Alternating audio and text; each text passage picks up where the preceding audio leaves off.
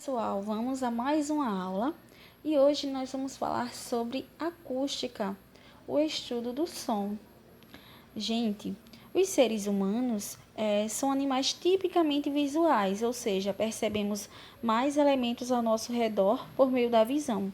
No entanto, outros sentidos são igualmente importantes para nós, como a audição, que nos possibilita captar outros espectros de informações, sensações do mundo que nos cerca.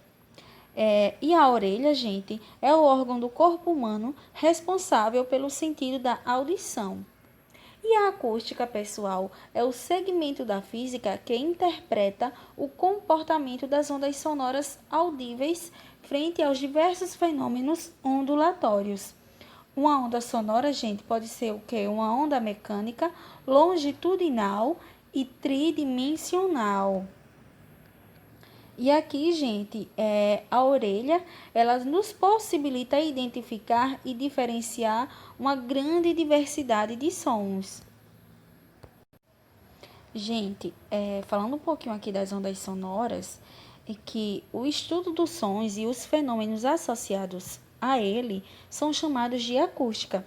E as ondas sonoras, elas são ondas longitudinais geradas pelas vibrações de corpos e transmitidas aos meios materiais pelo quais se propagam. E atualmente sabemos como os sons são gerados e os aplicamos para diversos fins além da música.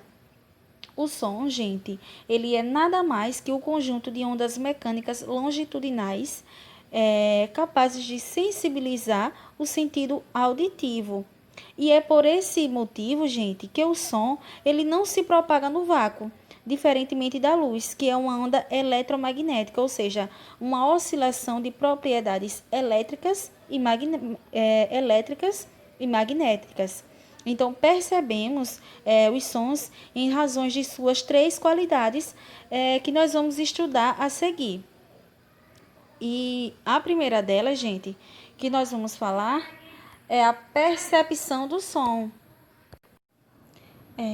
Gente, o som ele é caracterizado de acordo com certas grandezas físicas associado à onda mecânica, que produz como amplitude a frequência e o padrão de onda.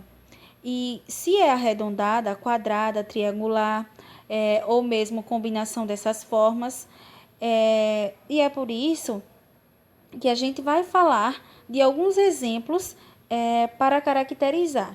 E o primeiro que nós vamos falar aqui é a intensidade, gente.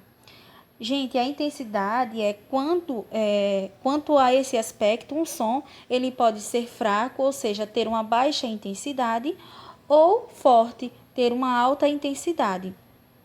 Como esse exemplo que vocês estão vendo aqui. Nesse aqui é um som forte, que vai possuir uma maior amplitude, e aqui um som fraco, que vai possuir uma menor amplitude. E a partir daí, gente, vale ressaltar que quando se pede para baixar o volume da música, o termo abaixar refere-se à redução da intensidade do som, ou seja, de sua amplitude.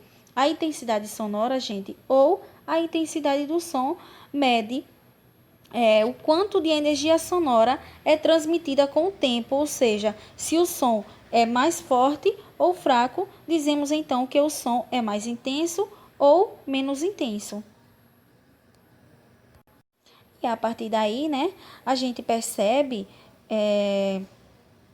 que o termo baixar o volume, gente, é somente para identificar se o som ele vai estar num volume mais intenso, ou melhor, numa intensidade mais alta ou numa intensidade mais baixa.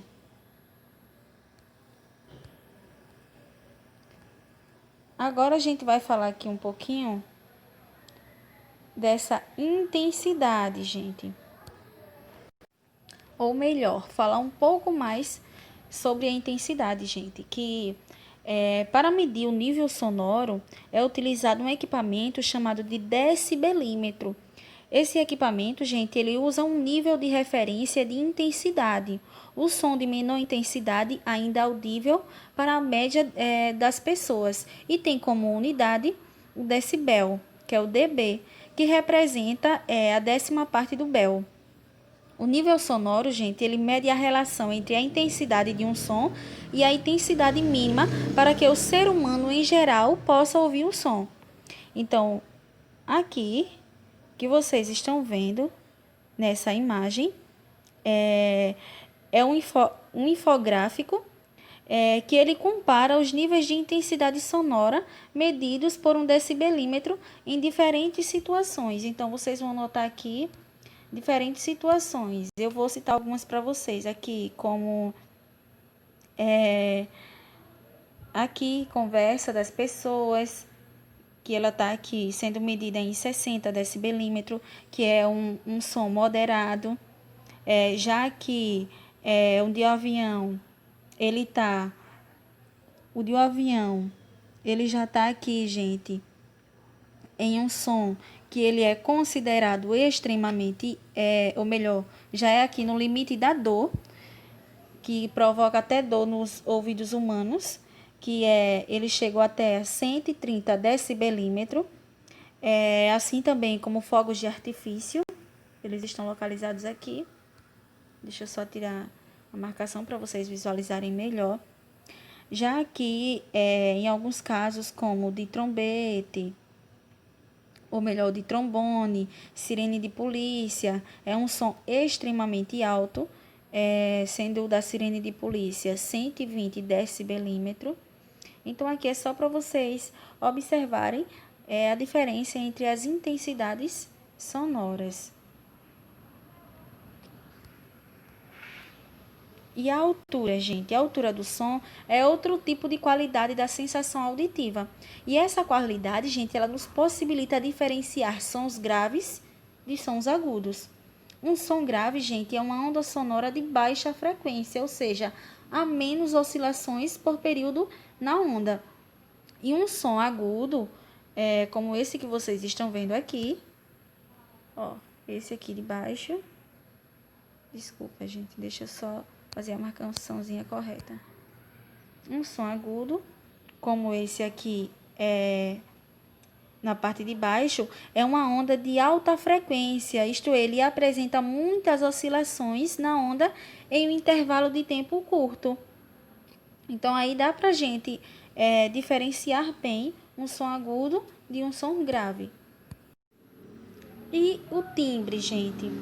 O timbre ele está relacionado à forma da onda e ele permite distinguir dois sons de mesma altura e mesma intensidade emitidos por fontes distintas. O timbre, gente, ele faz com que percebamos, né?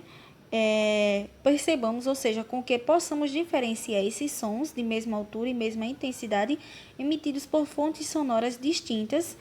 E a partir daí, eu quero mostrar para vocês um exemplo como esse aqui, da flauta, do piano e do trompete.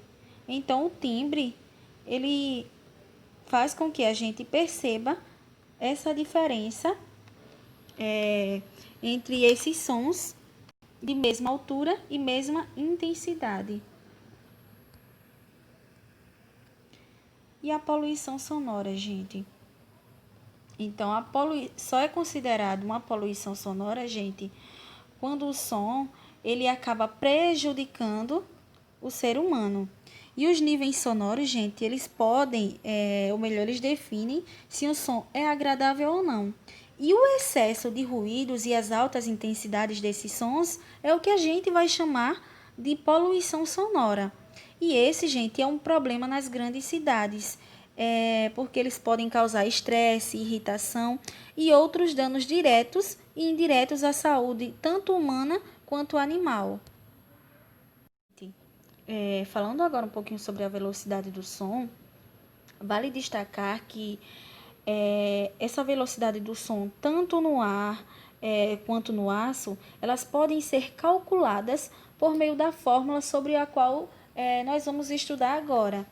que vai ser a velocidade, aqui, a velocidade, que vai ser igual ao comprimento de onda vezes a frequência. E nesse quadro aí que vocês estão vendo, gente, são alguns exemplos de velocidade de propagação do som em meios materiais. Eu vou falar alguns exemplos para vocês. Primeiro que nós vamos falar, o meio aqui é o ar. O ar a 0 graus Celsius, gente. E a velocidade é de 331 metros por segundo. Já do chumbo, gente, é de 1.332 metros por segundo.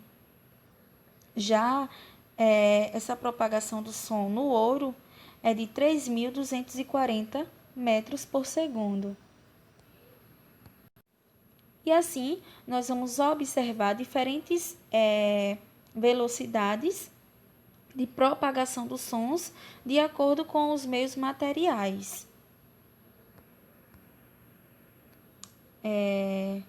Falando agora um pouquinho das propriedades e fenômenos acústicos, gente, assim como ocorre com a luz, que é uma onda eletromagnética, as ondas sonoras mecânicas, elas podem sofrer reflexão, refração e difração ou interferência.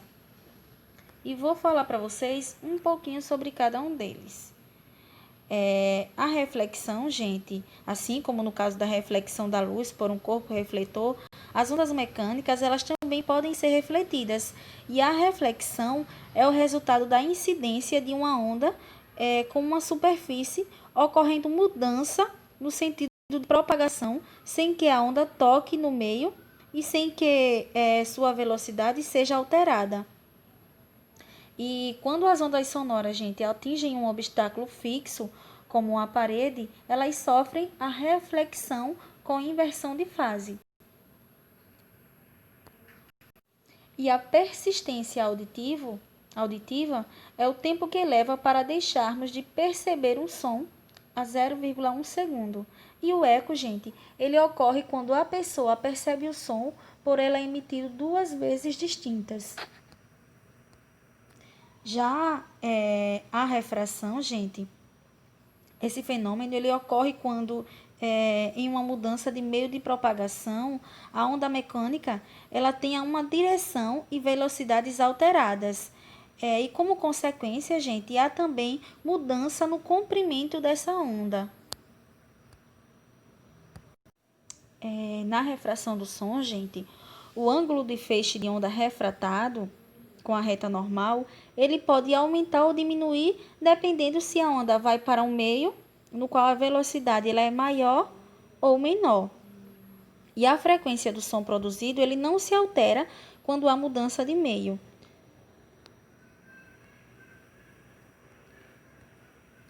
Já a difração do som,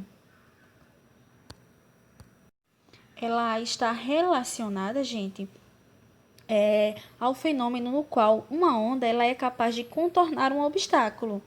Ou seja, em resumo, gente, a difração de ondas mecânicas, elas podem ser entendidas como a capacidade de contornar obstáculos.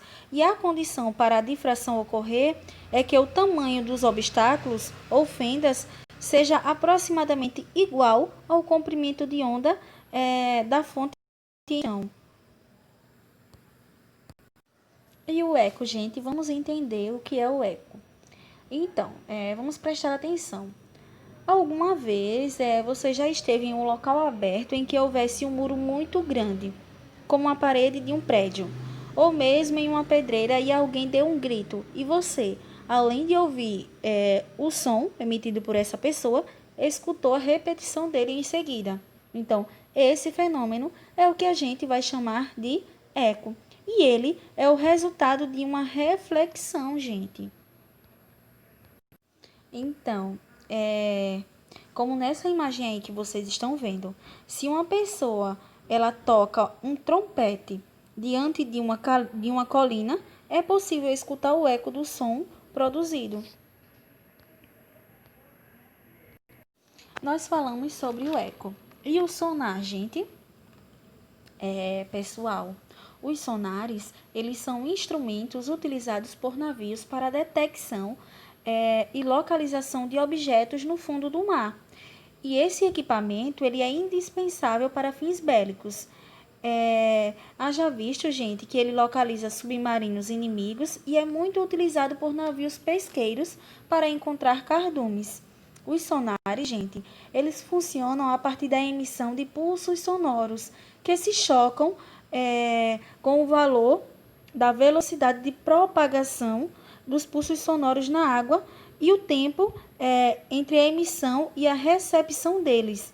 E a partir daí, pode-se determinar a distância de um obstáculo ou submarino. Isso é o que a gente vai chamar aí, esse instrumento, ou seja, essa tecnologia aí do sonar, que é muito utilizada. E na natureza, gente, muitos animais, como os que vocês estão vendo aí, o morcego, o golfinho, muitos animais na natureza, eles utilizam esse recurso para localizar alimentos. E esse recurso é utilizado por baleias, morcegos, golfinhos e outros usam o sonar para a ecolocalização, como é o caso do pássaro chamado de guáxaro, que ele faz o quê? Ele detecta objetos, ou melhor, obstáculos em locais escuros, como em cavernas. E eu trouxe aqui, gente, essa imagem para a gente entender um pouco sobre a orelha humana, que é um conjunto de órgãos do sistema auditivo responsáveis pela audição e também pelo equilíbrio. E a anatomia, gente, ela divide a orelha humana em 3 regiões: orelha externa, orelha média e a orelha interna. A sensibilidade da orelha interna, gente, humana, aos sons, varia entre as pessoas. E, em média, o ser humano ele consegue ouvir em certa faixa de frequência sonora, conhecida como faixa auditiva, que é diferente para outros animais. E ela vai de 20 Hz até 20.000 Hz. E vale destacar também que as ondas sonoras com frequências abaixo de 20 Hz, gente, são denominados de infrassons. E aqueles acima, gente, de 20.000 Hz, chama-se de ultrassons. E diversos animais, eles têm a sensibilidade à frequência infra ou ultrassônicas. E além de alguns terem a capacidade de gerá-las, alguns animais eles conseguem captar as ondas sonoras por meio dos outros sentidos, além da audição. É isso, pessoal. Muito obrigada e até a próxima aula.